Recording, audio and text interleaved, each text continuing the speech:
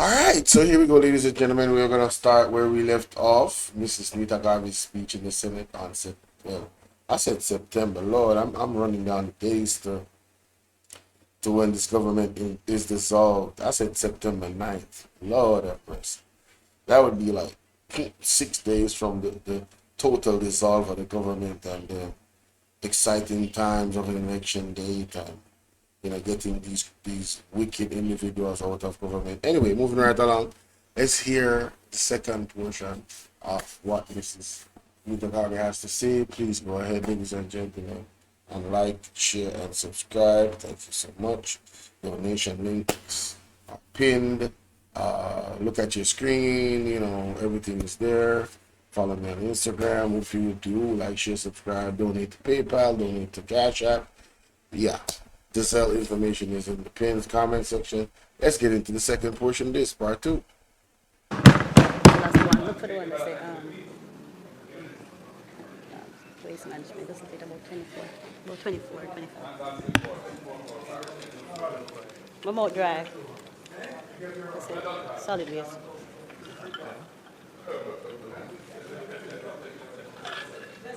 Look on the back side.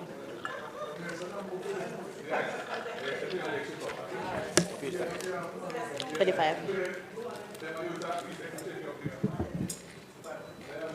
Thank you for your patience, Mr. Speaker.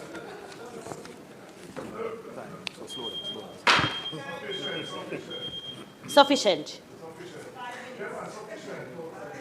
20 minutes.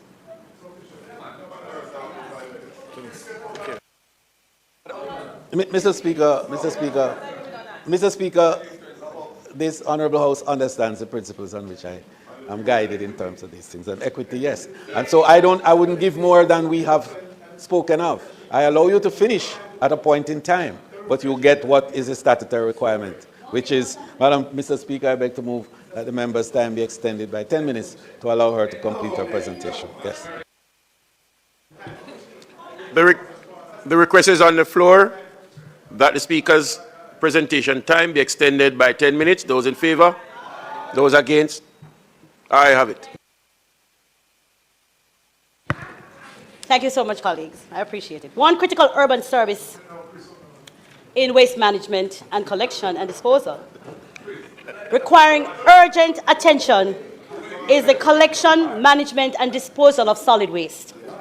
The Ministry of Local Government will be revisiting the delivery of this service with a view to reassigning the National Solid Waste Management Authority to its core function as a regulatory body. Yes. At the same time, the municipal authorities will have the primary responsibility for the collection and disposal of solid waste. Wow. Transformational. Despite their best efforts over many years, the municipal corporations have been unable to achieve the necessary standards in collection demanded by the residents across the municipalities. The procurement of a large fleet, over 100 compactors, has made very little difference. And in many cases, citizens are even more disenfranchised. The Ministry of Local Government will be ensuring that we add to the number of trucks, we add a fleet of smaller trucks to access rural communities. Well said.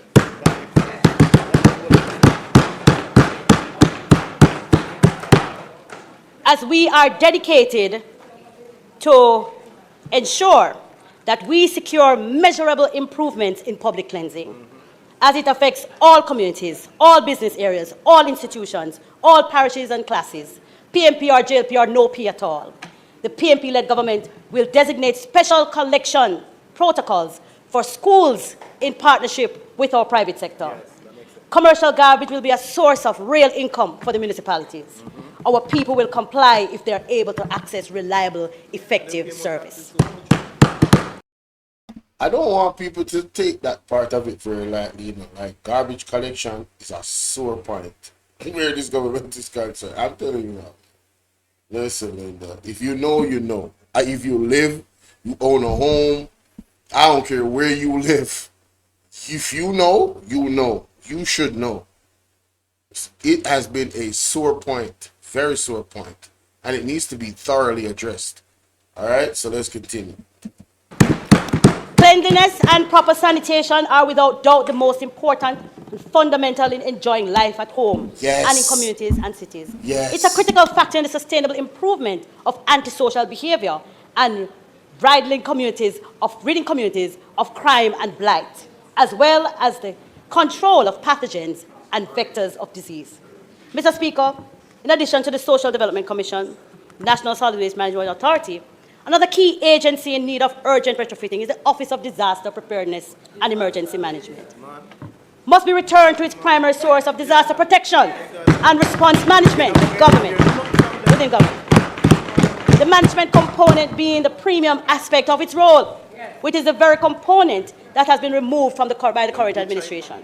First and foremost, Mr. Speaker, ODPM must be refocused to become a public-facing organization with a central year-round relationship with every municipal corporation and every sector of national life. An effective communication strategy must be designed and implemented around the roles and functions of the ODPM without the political, executive overreach which now impedes the organization's effectiveness. As our society and economy evolves, we have become exposed to various risks and hazards that could spawn disasters outside of the national weather-based hazards. Madam Speaker, one clear example of this frequently affects my own constituency. I'm speaking about the now recurrent pollution episodes that affect the Rio Cobre and lead to fish kill after fish kill and other deleterious impacts within that crucial water body. Minister, Mr. Speaker, I will charge ODPM to review the sources and causes of possible disasters that could impede Jamaica's development and to design preemptive plans and actions to minimize risks and cauterize hazards of whichever source. Madam Speaker, still on this theme of hazard, Mr. Speaker, hazard mitigation and response, I now turn to the fire services. We have had an established fire service in Jamaica for 154 years. Over that time, the risk profile of our country has changed significantly. New climate and weather-related realities, for example, making high wildfires a real risk for Jamaica. Various parts of the islands are differently vulnerable to various risks and hazards based on the population density, infrastructure challenges, water availability, main economic activity, etc. We must therefore aim to improve our ability to prevent and combat the outbreak of fire emergency throughout our communities. Madam Speaker, training is an obvious area for improving our ability to deal with these challenges. Jamaica is still without a training facility for our firefighters. Within the first year of the PNP administration, we will commence the process of identifying suitable space to establish a fire response training academy to provide ongoing training for our firefighters, exposing them to international best practices and the use of modern technology to increase their capacity to aid with search and rescue investigations, emergency services, in addition to firefighting. Embarrassing. We need some milk. You know, I did not know that we don't have a training facility for our official training facility for our firefighters. How in 2025? So, all right, so the previous administration did not have that. All of the millions and trillions of dollars that is unaccounted for, this government did not see it fit that that was a priority, but they spent all this money on fighting gangs. So the safety of the people don't have anything to do with the proper training of firefighters. Like when people commit arson and then try to burn down somebody's house, like the speedy response, you know, having more fire stations in the country, especially with all the development that you guys are doing and the more houses. Don't you think that we need more places where the fire trucks are so they can reach these communities faster? I'm just saying, if you're going to have increased development, you should have increased fire stations and stuff like that. But then, if you don't have a training facility for firefighters, how are you going to, you know, feed that market? Wow, this is so, I never knew this. Let me know what y'all think about that. That's crazy. Oh my God. Training will be modularized and will come on with on-the-job train certification, commensurate promotion, and remuneration packages, reflecting the valuable skills that our responders possess and reflecting the value the society places on them as professionals. The hardworking men and women who don the uniform of a firefighter will know they have an advocate within the executive who understands that they are crucial professionals and agents of national development and not forgotten as distant relatives or as are they now being treated. Crucial indeed. Wow. Mr. Speaker, try to see if I can cut some of this. Mr. Speaker, sports as a tool for national and community development. Still on the point of leveraging our nation's most important assets, our people, especially youth, I now turn to attention to sport as a tool of community development. Sport in Jamaica has remained one of the positive highlights for our nation, which one serves as an identification of our people as strong, excellent, reliable, hardworking, and dedicated. With that kind of identity, there's always demand for better performances overall. That said, Madam Speaker, I commend the work of the sport administrators, sport managers, sport support teams, academics, other practitioners, the families and the friends and the fans, and last and by no means least, the athletes from the various sporting disciplines. We are always encouraged when any of our athletes do well on the field of play. And now, as the business of sport evolves, we see the diversity in the boardroom. Mr. Speaker, we have two major important milestones for sport. The Sports Development Foundation, critical institution founded by the PNP's government to finance sport and turn it around.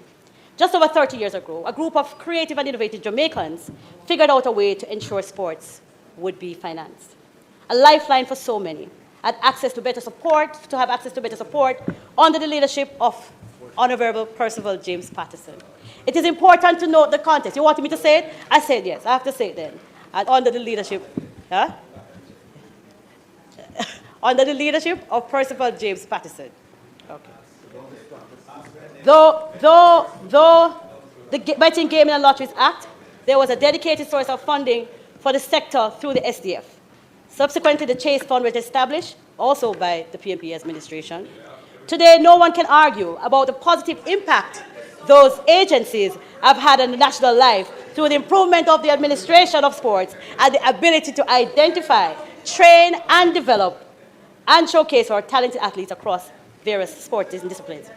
Jamaica is a sporting destination. They call us the Spring Factory. And it is an understatement. We are the greatest little nation in the world. We believe that the great heights we have reached must not become a feature of our history, but a constant of our future. The next PNP-led administration will optimize other areas to secure finance for the continued development of sport in Jamaica, to include physical facilities, training of sporting professionals, development of talent, hosting mega events, and other aspects of the sporting arena. This includes licensing agreements and other modern tools, which to date we have not optimized. Our guarantee to the people of Jamaica is that we understand that the achievements of our athletes begin with their God-given talent. However, the retention of quality athletes depend on the facilitating environment we create and sustain as government. To put even more clearly, Mr. Speaker, we heard and understood the ominous message passionately communicated by Asafa Powell and other athletes. We will ensure that the next generation of Powells and ensuing generations to come, athletes will continue to proudly perform in our national colors, and long will our anthem be played from the podiums of stadiums across the globe. We will continue to revise our policy and institutional framework, funding and infrastructure, social and economic impact, our global growth, and issues and challenges. We must reconvene the National Sports Council, which has not met since 2016, a body that offers guidance. Since 2016, the National Sports Council has not had a meeting of the body of sport. We will engage reporting activity federations so they are able to collaborate more national and regional international partners. Our sports sector in Jamaica has morphed into a considerable wealth-creating opportunity for a wider range of occupations in the business on and off the field. Our sporting venues must be repurposed and retrofitted to be a place of enjoyment and comfort for the fans who support their various teams. We will have a more specific plan for sport identity, one which looks at a more sustained economic model, which caters to the growing demand of combined. Yo, that lady is such a distraction, bro.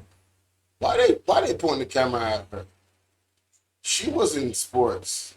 What has she done to affect sporters, you know, specifically athletics, the field of athletics? What has she done in her time in parliament to advocate for the people in that, you know, that experience, that are athletes in Jamaica? What has she done?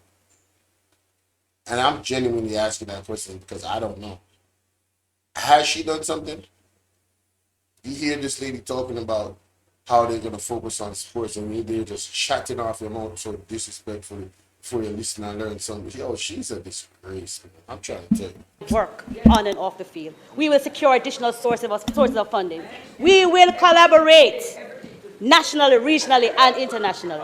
Mr. Speaker, the next PMP administration will acknowledge the changes, rethink our approach, and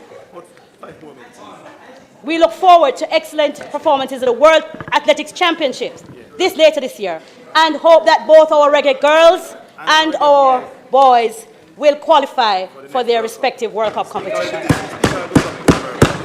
In conclusion, Mr. Speaker, they're playing at 6 this evening and they're going to win. They're going to win. In conclusion, Mr. Speaker.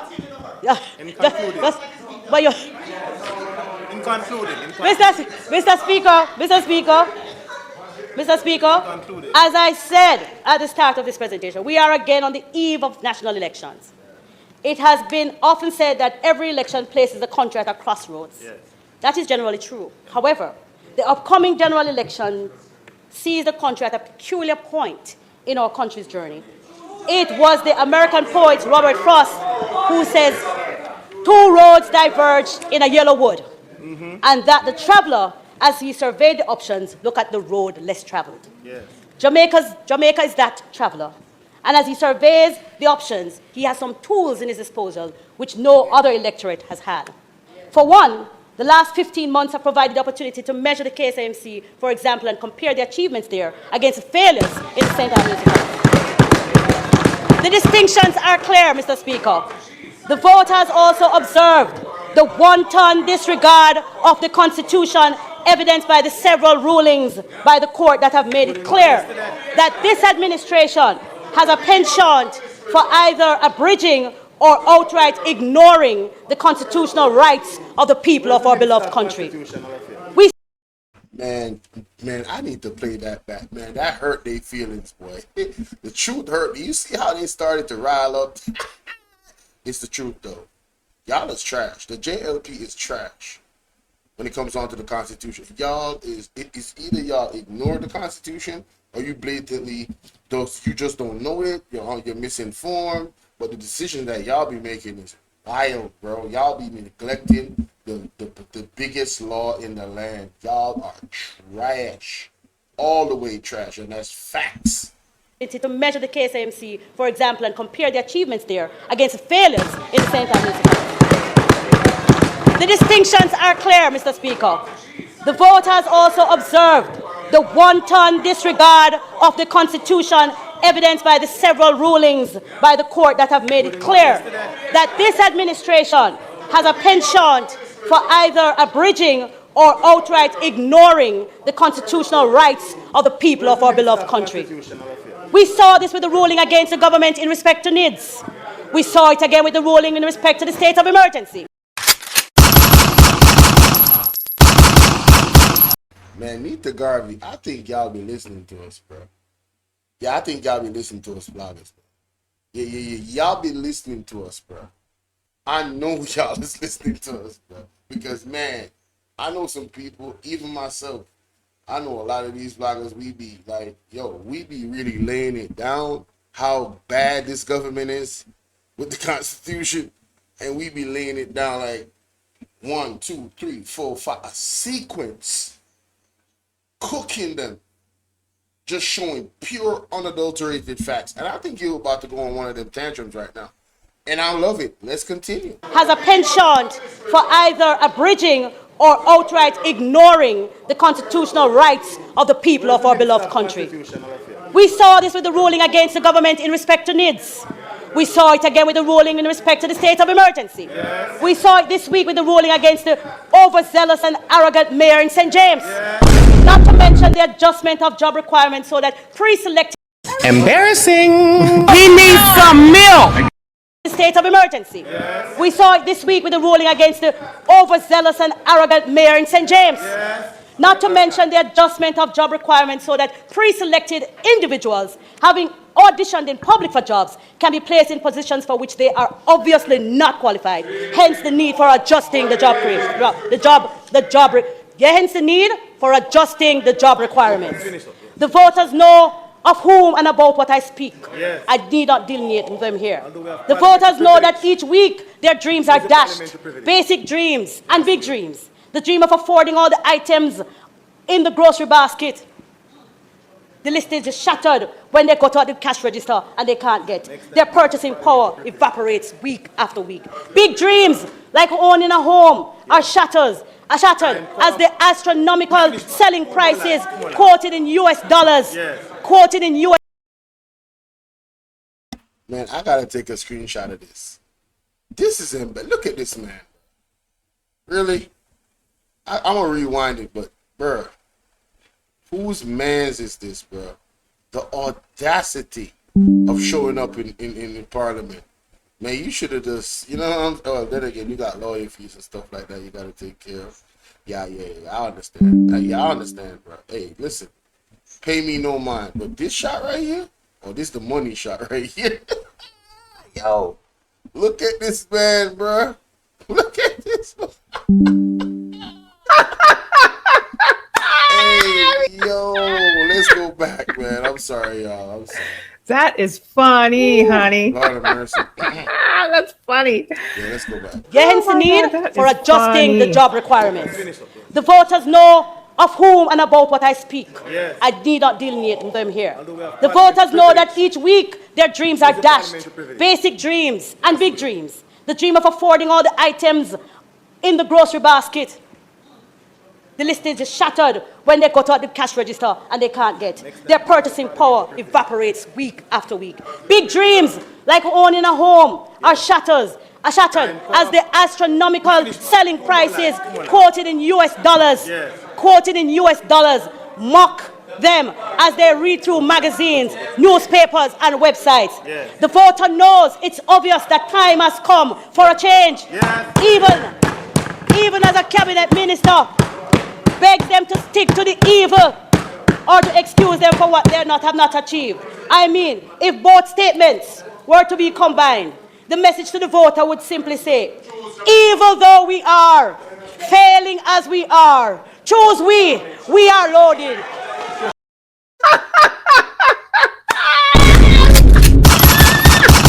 Oh man, you came out with the gauntlet. That is funny, honey. Garvey That's funny. Gauntlet, ladies and gentlemen. Oh my God, that is funny. She came out with the gauntlet. She listen, this is Call of Duty 4, and she in the chopper with the chopper. You understand what I'm saying? Yo, she in the chopper with the chopper, bro. They just sent off two rockets at the target, and she's still shooting at them. Man, she not leaving no stones unturned, man. Yo, this is blazing fire right now, man. Damn. Even as a cabinet minister, begs them to stick to the evil or to excuse them for what they have not achieved. I mean, if both statements were to be combined, the message to the voter would simply say, evil though we are, failing as we are, choose we are loaded. That's what the message is saying. If it wasn't so serious, it would be laughable. Yes. But Jamaicans will not choose evil. We were never born to choose evil. They will not choose evil. Jamaica will not choose underperformance. We are high achievers. Jamaica will not accept mediocrity. We are big dream people. Jamaicans understand that what is needed now is not more of the same, but rather bold and transformative steps that must be taken to redefine the very fabric of our society. Jamaicans will not choose to continue to watch things deteriorate, miss deadlines, ballooning budgets for hospitals to reopen. They will not pivot. They will not reach for hope, knowing that the hope can't spark. Jamaicans understand that we must become architects of new destinies, as foreparents had. Speaker. Speaker. Watch out. Speaker. Watch out. You must wrap up now.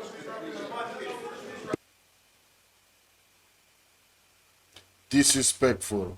That bond them, you know? So I'm done, Mike. No, you can't go. Jamaicans understand that we must become architects of a new destiny, as our foreparents had done when, without any experience than the connection to their creator and the love for their children, they knew that the impoverished existence of enslavement was not their destiny. So too, as our ancestors did, we too will break free, break away and flee the channels of this the shackles of this administration. Jamaicans know instinctively when people are trying to sell with us. Jamaicans know instinctively that the road we have been on for the last 9 years is not, and will not take us to where we need to go. Jamaicans will take the road that lead to a new era for local government and participatory democracy.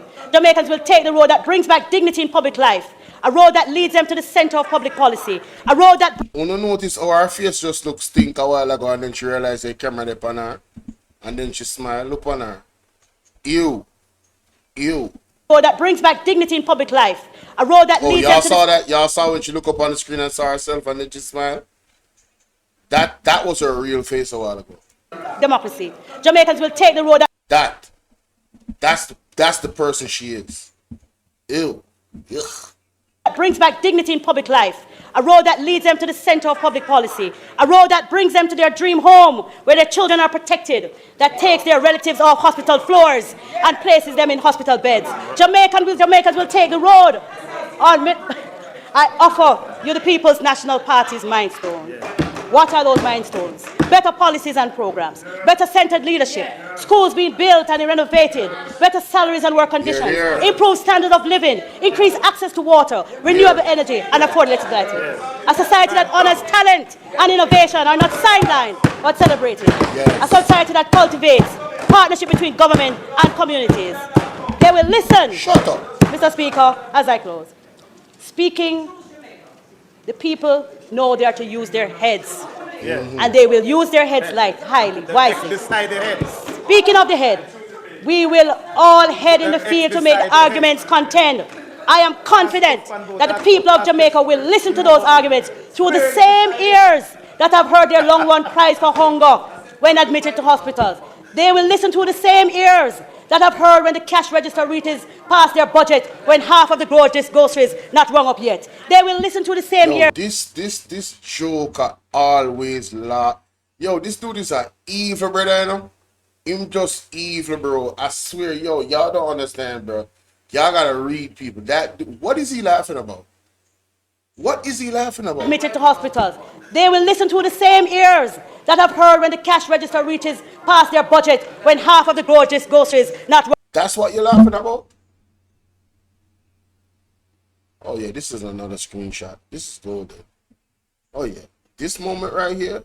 Yeah. The mockery. This is another mockery moment, ladies and gentlemen. This is another mockery moment. Y'all remember when Desmond Mackenzie was laughing at the gerrymandering? Oh, look at what he's laughing at now. Wrong up yet. They will listen to the same ears that heard the broken policies of fixed election dates, impeachment legislation, and shout through microphones for supporters to protest at work and in marketplaces. I am certain that as I pray that God continues to bless us, to bless our people, and to bless the Jamaica land we love, that Jamaicans will listen past the ringing bells and focus instead on what is true, what is right, and what is sure, using their heads. I know that praying God and loving Jamaicans Jamaicans know that time come to let go underperformance and empty promises and to take the better road and join us as we rescue Jamaica. Yes. Time come. Time come. Well done, well done. Time come. Hey, don't ramp with me now. Hey, this is me, man. Time come, man. It's Neita Garvey a blaze trail. Hey, don't ramp with me now. So, sure.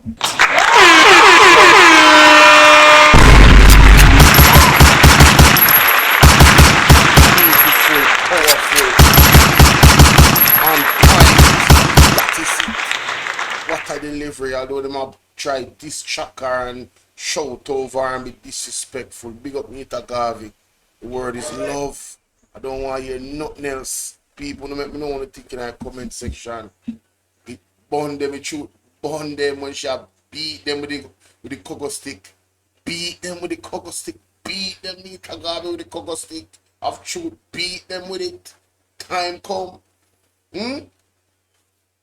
Tough face, that tough face one they can make up in face and that the one they over there so come go like and I'm laugh at the skin off him teeth. Yo, people wanna pay attention to them people here, you know, and take sleep, man. Death, you know. You understand what me I deal with? Yeah, man, at time to stand up, man. Time to stand up, but I make no one think in the comment section. And before I go, people, hear me I say. Yeah, you hear me? Oh, my apologies. I deleted I picture from Bvrclips. So I have to find it back. Anyway, wanna make me know what you think in the comment section. Like, share, subscribe, follow me on Instagram. Boom, donation, information there, everything. That is it. So brother Bolo Vienna part 2 and grand finale of Neita Garvey speech in the parliament, June 10th. You see, pray. That is it. I'm out.